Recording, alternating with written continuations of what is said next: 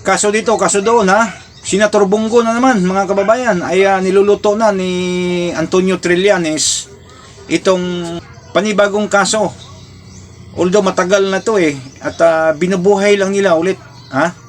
Itong 7 billion worth of infrastructure project na umano'y nakikinabang itong tatay ni Senator Bongo at kapatid niya sa 7 billion worth of infrastructure project, at pilit nilang iniugnay dito kay Senator Bongo mga kababayan.